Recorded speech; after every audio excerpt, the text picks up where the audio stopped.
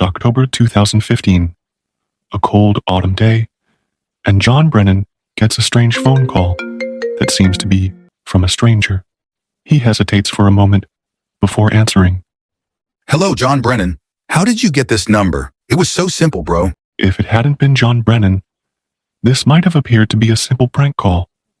But he is actually one of the most powerful men on the planet, the head of the CIA. What do you want? I don't want anything. I already own you. How much do you want? $5 trillion. The US government will categorize this call as a component of a broader scheme involving identity theft, harassment of public servants, and cyber terrorism. The caller will be held accountable for this instance of trolling.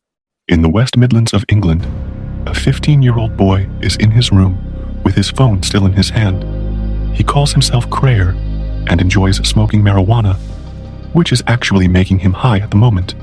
He is also the head of Krakus with attitude. He and his friends terrorized and humiliated the US security apparatus to an almost unimaginable extent.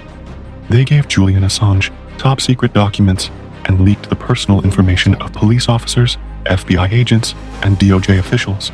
Some of the most well-known activism was ascribed to Anonymous, the group they call themselves. Yes, it was them in part for the laws, and this is their story. A different child, who goes by the name Default, lives in Virginia in 2008. He is a fairly typical American teenager who enjoys soccer, video games, and his dog. He frequently fights with his father, who works in government, and eventually starts cheating in his video games, which gives him his first taste of using computers for purposes that shouldn't involve exciting, powerful things. He begins to learn as much as he can about how computers operate and how to control them. Hacking a decentralized activist group was interesting in 2008. If you could gain access to Anonymous's private chats, you could see what they were doing up close. Anonymous is one of the biggest online vigilante groups. Members hack into companies and governments. Now a worldwide and widely recognized hacking group. Hackers with the group Anonymous. Citizens of the world, we have seen the erosion of due process. A cyber war. Anonymous. Anonymous has struck again. Anonymous embodies an exciting spirit of freedom through chaos. They showed how you could force the whole world to pay attention without you having to leave your bedroom. Certain Anonymous behaviors are political. After experiencing this new type of power, some people are just trolling and defaulting. He is eager to learn everything he can about hacking and begins hacking random websites for fun. However, after spending some time in Anonymous's chats, he begins to find the group, well, cringe, because it's battling with feds. People are getting arrested, and it's hard to know who to trust. Anonymous has grown so large that it's hard to vet people because there is a lot of infighting and doxing, because it's the only activist group that most media outlets are aware of and keeps getting credit for the work of other, frequently more skilled hackers. It's a mess. So Default joins branch hacker groups AnonSec, and it poses as anti-Anonymous.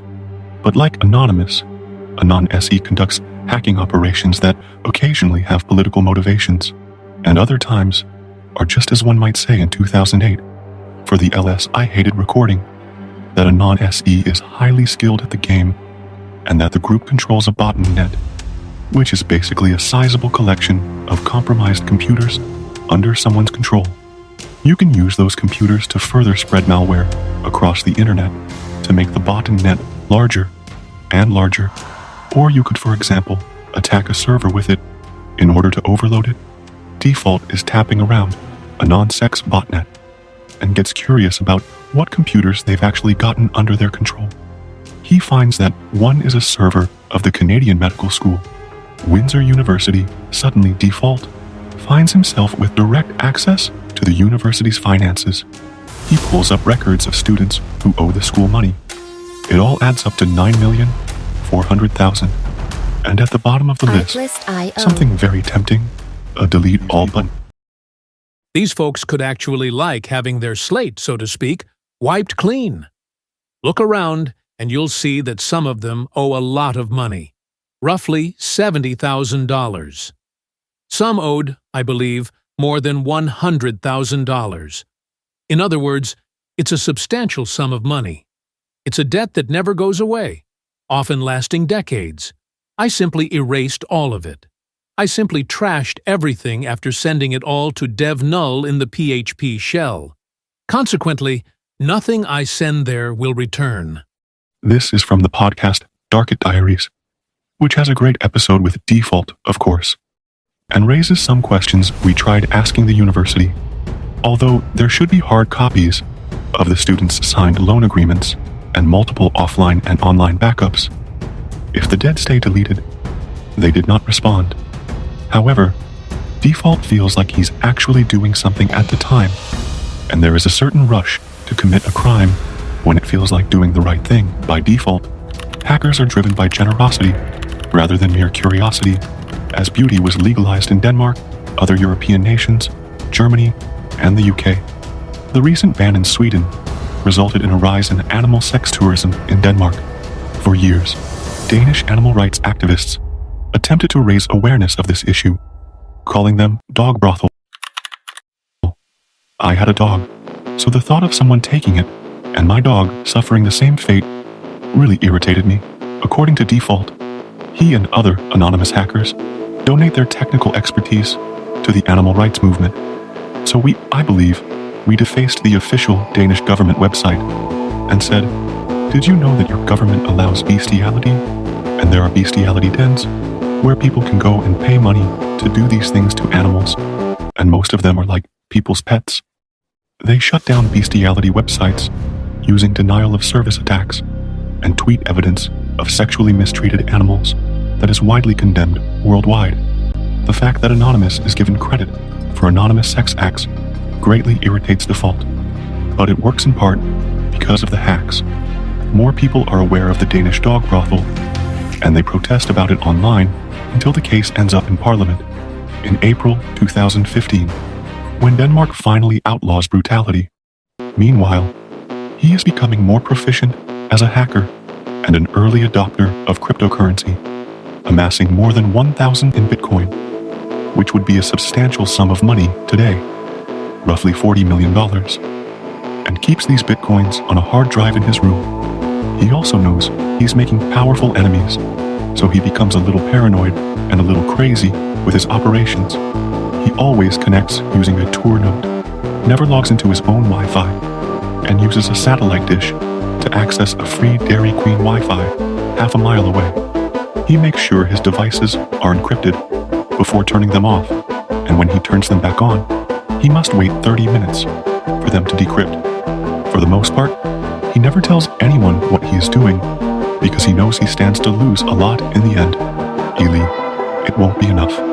In May 2013, a 29-year-old U.S. intelligence contractor who owns a property in Honolulu also has a lot to lose.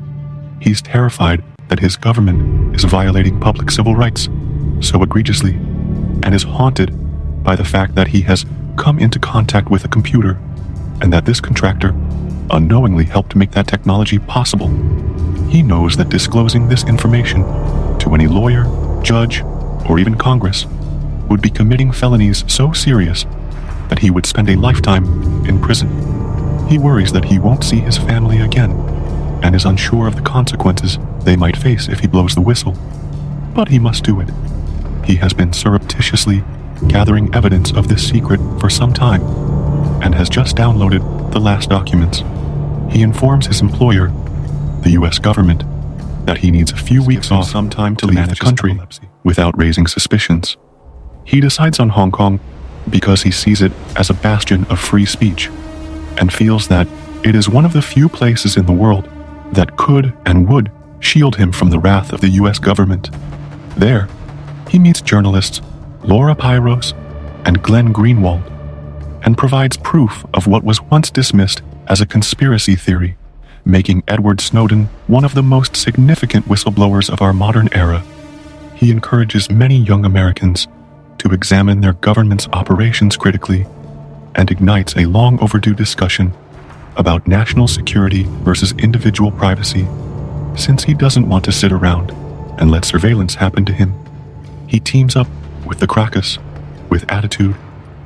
In 2015, in a housing estate on the outskirts of a sleepy former mining town, by Kraka, the kid who's always high-leerer, to show high-ranking intelligence officials what it's like to be spied upon. In the case of 15-year-old Kraka, he spends his time doing both. He is upset about surveillance and corruption in the US, but he is particularly focused on Palestine and believes that the US is directly to blame for the deaths and suffering in Gaza. He decides to take action because he believes that US foreign policy is to blame. One of his first victims was James Clapper, the National Director of Intelligence for the Obama administration at the time. Clapper's phone number and address were readily available on Google, giving Cracker enough information to hack into his email. Cracker then posts evidence of this on Twitter, attracting default's attention. Cracker then receives calls to Clapper's home phone that are redirected to the Free Palestine movement. Edward Snowden himself honors Clapper in an interview with the German broadcaster Ard. Regretfully, we were unable to view the interview, and it appears that the video gets instantly removed from YouTube whenever it is uploaded. So we will only provide the quotes. Seeing Director of National Intelligence James Clapper directly lied to Congress. What we don't do is illegally spy on Americans, or for that matter, spy on people all around the world. We spy solely for legitimate foreign intelligence reasons, as permitted by law, under strict supervision to prevent abuse of power.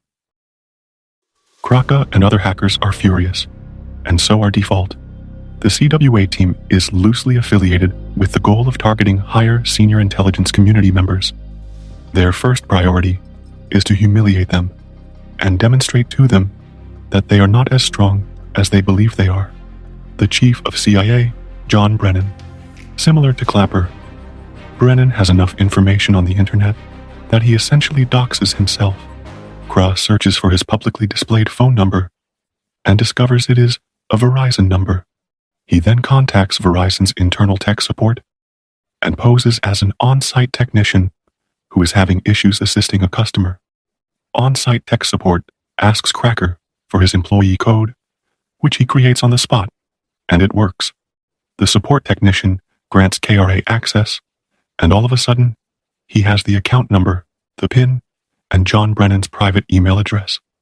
When you have enough information about someone, such as their address and the last 4 digits of their social security number, you can easily change the passwords on all kinds of accounts and take control of them. Once he gains access to the email account, Kraka obtains Brennan's private cell number and shares it by default, so they begin spamming the CIA director, calling him and his family nonstop. I told him that he was a piece of essentially saying that you are terrible people who aren't contributing anything constructive to the world. Simply said, you're not. How could John Brennan know that at the time? No one knew who was making the calls or what their objectives were. He is terrified, even though he knows the calls are a bit more than a joke. While Brennan must temporarily hide and provide additional security information for himself and his family, Cross hack into Brennan's email allows him to access private information. Kraka initially shared screenshots on Twitter, but then continued by default, possibly wondering what Snowden would do if he decided to contact WikiLeaks. Julian Assange expresses interest in the documents, which include Brennan's 47-page SF-86 application, a sensitive form necessary to gain top-secret government security clearance, are published by him in October. Reveals his psychiatric background and criminal history, wrecked documents, past substance misuse, and other personal information that no one would want to see on the internet. Moreover, from Brennan's emails, Bush-era guidelines for the presidency's Middle East operations are made public by WikiLeaks, and an internal congressional letter from the Senate Intelligence Select Committee also provides recommendations for how to make future interrogation techniques, also referred to as torture, legal and compliant. The firm had to pay $1.5 million for damages and relocation expenses as a result of the breach, since numerous agents fled, although before, they were aware that there was essentially no threat level above all, and that hacking Brennan's email was incredibly simple. It is also true that you guys have actually gained access to his private email account. This is true, and it's true that you guys have actually broken into his private email account. How difficult would you say it is? You mean out of 10? Sure, out of 10. 1. 1. There's a lot of, I guess, private information, really. He's pretty stupid, really. He's supposed to be so high in the government, like head of CIA, that he should be a bit more clever. Can you give us any indication of your background? I mean, how old you are you in the United States? I mean, anything you can tell me about yourself? Yeah, I'm below the age of 20 years old. I smoke pot, and I live in America. And you smoke pot? All day, every John Brennan must have been thinking, as he saw this in his new home, and what rage must have grown within of him. The CWA continues to distribute material while maintaining control over the accounts of clappers and other operators, getting users to provide information in order to gain access to more accounts and databases is even simpler. They access FBI Deputy Director Mark Giuliano's account, where they find a database containing the personal data of 20,000 FBI agents and 9,000 Department of Justice officials. After posting it, they are able to access the Justice Department's joint automated booking system, which contains records on all of us inmates. They look through the records of other hackers, like Jeremy Hammond, and post them online. They also cause chaos and embarrass one institution after another. Did these kids really think they would get away with it at the time? I wasn't very concerned at the moment. I simply said, all bets are off, you know, as the run was coming to a close. The rabbit hole had been fully explored. I had just lost a great deal of faith in people because of their complacency and disregard for the situation. The idea is that we will use mayhem and disruption to draw attention to this. With chaos in Mayhem Kraka, because he knows his actions have poked a very big bear. He is aware of the repercussions. He simply doesn't know what they will be. Given that I know I'm going to go to Russia and chill with Snowden, because I know that the government are pretty mad about this. I'm probably going to get tortured. I'm actually a pretty fast runner. Default, who was always worried about his OBSC, let his guard down and allegedly got involved with one of his friend's ex-girlfriends. He asked his friend if it was okay with him beforehand, and the friend said, sure, go for it, saying he was over it. However, he isn't Default, and one night, he and his friend are hanging out while drinking and talking on Xbox Live. He never imagined his friend would do anything with that information. Hell, he didn't even think his friend would believe him. But today, Default is pretty sure this friend turned him in when the FBI raids you. They don't knock politely. They drag him out of his room while brandishing assault rifles in his face, flash copy his hard drive before it re-encrypts, and notices that all of his equipment defaults to knowing he's finished. The worst part is witnessing the agents take his hard drive, which contains almost 1,000 Bitcoin, and he blacks out. The British police forces raid Kraka as well, and his computers are seized. This team makes it clear that Kraka is arrested in the US, and 3 more in the UK because he was underage. In the UK, he received a lenient sentence, spending 2 years in a juvenile detention facility. He was the first minor in the UK to be imprisoned for hacking today. He is keeping his head down, has finished his crime, and is just looking to pursue a career in cybersecurity and move on with his life. He did not want to give us an interview Default, even though he was less involved.